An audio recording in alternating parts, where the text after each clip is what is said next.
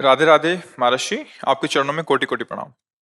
महाराज जी, वैवाहिक जीवन में ब्रह्मचर्य के क्या नियम है? संतान प्राप्ति के सिवा भोग पाप है जैसा सुना है, परंतु धर्म पत्नी नियम पालन में साथ ना दे तो उसका कोई महाभारत गुनाह नहीं। ग्रंथ में, शास्त्र में, जो जिनका पाणी ग्रहण संस्कार हो गया है, जब पत्नी मासिक धर्म से युक्त होकर 7 दिन बाद पवित्र हो जाए, फिर पवित्र तिथियों का त्याग करते हैं।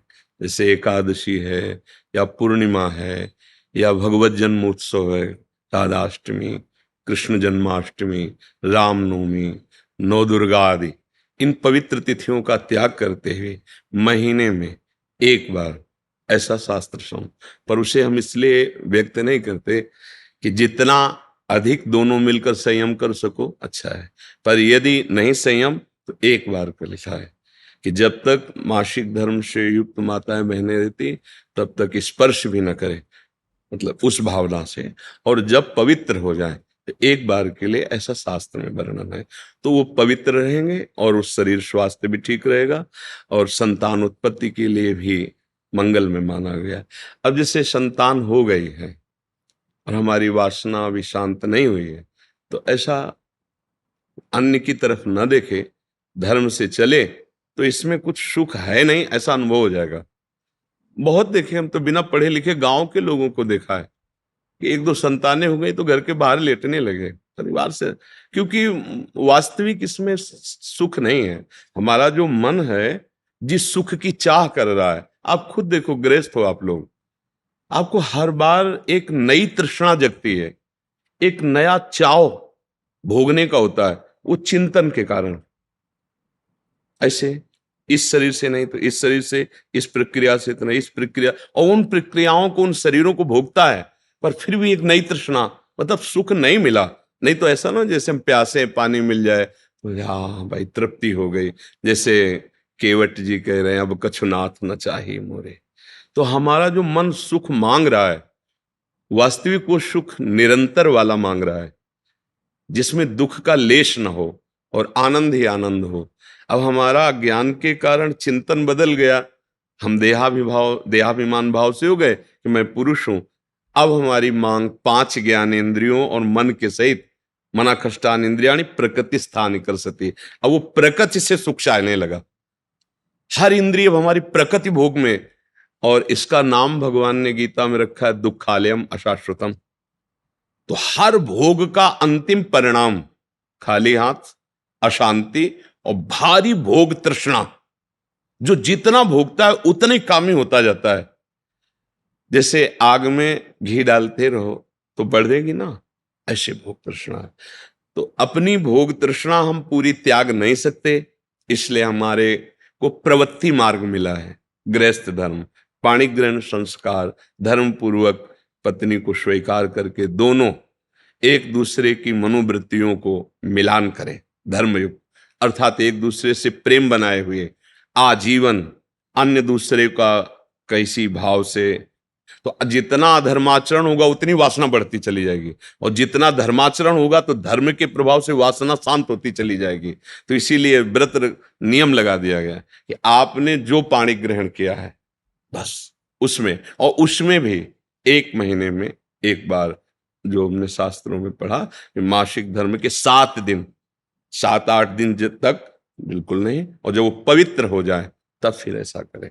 ऐसा अभी परसों ही वो चीजें हम सुनाते इसलिए नहीं है कि भ्रष्टाचार बढ़ा हुआ, कौन धर्म की बात मानेगा। गर्लफ्रेंड बॉयफ्रेंड, आज ब्रेकअप, दूसरे के साथ, फिर कल उससे, ये क्या है, ये क्या है? ये संस्कार है हमारी नई पीढ़ी के। इस पर इसलिए हमारा बिल्कुल, हमारा हृदय जल जाता है। आप लोग क्या कर रहे हो अपने जीवन के साथ? खिलवाड़ कर रहे हो। जब तुम ऐसे हो फिर पाणी ग्रहण करोगे तो तुम्हें प्रीति होगी अपने पति से, तुम्हें प्रीति होगी अपनी पत्नी से, तुम्हारा भाव बनेगा? बिल्कुल नहीं बनेगा। पूरी गृहस्थी चौपट, पूरा हमारा जीवन चौपट हो जाएगा। नई नई चाट लग गई है। हम कई बार उदाहरण में दिया है कि यदि आपका होटलों में खाने का अभ्यास बन गया ना, तो घर की रसोई अच्छी नहीं लगेगी। ध्यान रखना, अगर एक पत्नी से चलोगे व्रत लेकर धर्म से, एक सीमा, और धर्म की पूर्ति के लिए संतान उत्पत्ति क्रिया, और बाद में निवृत्त होकर भगवान को प्राप्त करना। अगर आप व्यभिचार करेंगे तो इतनी आसक्ति बढ़ जाएगी, अब आप लोगों को क्या बताना है। अवस्थाएं हो रही, पर मन की दशा को देखो क्या है। पैसा है तो आप पैसे के बल से कौन सा व्यभिचार कर रहे हैं, आप देख लो ना, अपने जीवन को देख लो, हमें क्या बताने की जरूरत है। क्योंकि हम तो शास्त्र के इशारे को देखते हैं कि अगर मन भगवान में नहीं लगा तो तुम चाहे 90 वर्ष के हो, वही मन मांगेगा जो जीवन भर मांगा है। तुम्हारी वासना तुम्हें जलाएगी, भ्रष्ट करेगी, नीचे गिराएगी। इसलिए भाई अब हमारा तो इस विषय में बोलने की हिम्मत ही नहीं रह गई है। हिम्मत तो तब हो ना जब आपके आचरण पवित्र हो। 20-25 तक पहुंचते पहुंचते आपने अपना सर्वनाश कर दिया अन्य क्रियाओं से, अन्य वासनाओं से। कैसे बताए, कैसे बताए, कैसे तुम पवित्र होगे, कैसे तुम्हारा जीवन पवित्र, कैसे गृहस्थ धर्म तुम्हारा वो अपनी तरफ, आप अपनी तरफ, ये गृहस्थी है। अरे दोनों एक, चाहे दुख आवे चाहे सुख आवे, बाहु से बाहु मिला करके आगे बढ़ते हुए धर्म पूर्वक, तो संतानें पवित्र उत्पन्न होंगी, समाज में आप सुख वर्धन करने वाले बनेंगे। नहीं आपस में एक दूसरे से विरोध होगा और फिर तो बच्चा समय तो ऐसा आ रहा है कि अब धर्म ग्रंथों में जो लिखा हुआ वो लिखा हुआ ही केवल है। विदुर जी महाराज के वचन है कि जब स्त्री मासिक धर्म से पवित्र हो जाए तब पुरुष संतान उत्पत्ति की भावना से, अब मान लो संतान उत्पत्ति नहीं चाहिए, अब वासना है, तो अन्य जगह जाने की जरूरत नहीं है। आपने धर्म पूर्वक दोनों ने स्वीकार किया है, वहां कोई पाप नहीं होगा। अन्य जगह पाप हो जाएगा, अन्य जगह बुद्धि भ्रष्ट हो जाएगी। और अगर दोनों मिलकर धीरे धीरे इसके रहस्य को जान जाओ, किसमें सुख नहीं, अंतराय बढ़ाते चले जाओ, तो दोनों महात्मा हो जाओगे, दोनों भगवत प्राप्ति के योग्य हो जाओगे। ऐसे चला है। देखो प्रीति में सुख है,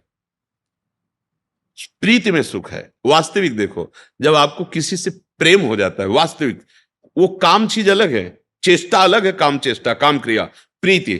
तो प्रीति में उसके दर्शन से, संभाषण से, उसको खिलाने से, पिलाने से, उसको सुख देने से एक हृदय में विशेष आनंद आता है। अपने प्यारे को सुखी देख करके एक सुख आता। अब यहां क्या है, अपने प्यारे से प्यार नहीं है, स्वार्थ खेल रहा है, वासना खेल रही है। आप देखो ना, नहीं ऐसा नहीं हुआ है। अगर ऐसा भी हुआ है कि पाणी ग्रहण संस्कार हो गया, फिर पति के पैर टूट गए या किसी तरह, तो पूरे जीवन तन मन से वो उसको सहयोग किया है और लोकों पर विजय प्राप्त की, पुण्य लोकों पर विजय प्राप्त। अब क्या, आप स्वस्थ हो, आपके पास अगर उनकी मनोकामना पूर्ण करने लायक अर्थ नहीं तो वो आपकी नहीं, वो आपकी मनोकामना के विपरीत हो तो वो आपकी नहीं। ये कोई प्रेम है, ये कोई धर्म है, ये कोई बाजार की वस्तु है। आज का समाज, भगवान बचावे, हमारी मति गति के तो परे है, पर आप सब हमारे घर के हैं, आप हमारी आत्मा हैं, इसलिए हम सलाह देते हैं, जो हुआ सो हुआ, अब सुधार लो। ऐसे आचरणों से किसी को ना यहां शांति मिलेगी ना परलोक में शांति मिलेगी, बिल्कुल नहीं। ये सब अधर्माचरण है। धर्म पूर्वक चलोगे तो निश्चित जो एक योगी को परमात्मा मिलता है वही आपको मिल जाएगा, क्योंकि आपका मार्ग प्रवृत्ति मार्ग है। धर्म पूर्वक पाणी ग्रहण संस्कार करो, अतिथि सेवा, साधु सेवा, परिवार सेवा, समाज सेवा, देश सेवा करते हुए भगवत प्राप्त हो। दोनों की बात है, लक्ष्य दोनों का भगवत प्राप्ति, मंगल है, धर्म है। तो अपने अपने धर्म से चला जाए तो आज भी शांति है, विश्राम है। देखो आपको केवल अपनी पत्नी से प्यार हो और उसको केवल आपसे प्यार हो, आप पूरा काम करके आए 10-12 घंटा बाहर से, जब घर आएंगे ना तो देखने मात्र से थकान मिट जाएगी। प्यार का एक व्यवहार, प्यार का एक वातावरण और संबंध नहीं, केवल आप देखने को पति पत्नी हो। तो जब थकित आएंगे तो आग तुम्हारे हृदय जल जाएगा। उसका अलग व्यवहार, उसका अलग व्यवहार, क्या जीवन। अब सोचो, प्रवृत्ति स्वीकार किया तो क्या जीवन। अब वो कैसे स्वीकार करे आपको, या आप उसे कैसे स्वीकार करें। आपके पास पैसा है, दसियों लोगों से आपका व्यवहार है, अब मानसिकताएं बदल रही हैं बहुत बहुत। इसलिए अगर मंगल चाहते हो यहां और वहां तो होश में हो जाओ, नहीं हर कर्म का फल आपको मिलेगा। तो देखते हो ना, जेल में आ जाकर जानकारी करो तो आधे से ज्यादा लोग इसी में बंद हैं। तो जब यहाँ की जेल कानून, तो आपको परमार्थ का जो अध्यात्म का है जो निर्णय है वो तो दंड मिलेगा ही। ऐसा नहीं है कि जो मनावे सो कर लो। इसलिए धर्म से चलो, नाम जप करो, पवित्र भोजन पाओ। और ये जरूर ध्यान रखो, अगर आप अपने माता पिता की सेवा नहीं की, जो घर में वयोवृद्ध जन है, जो अब वास्तविक उनको आपकी जरूरत है, तो आप कितना भी धन कमा लो कभी शांति प्राप्त नहीं कर सकते।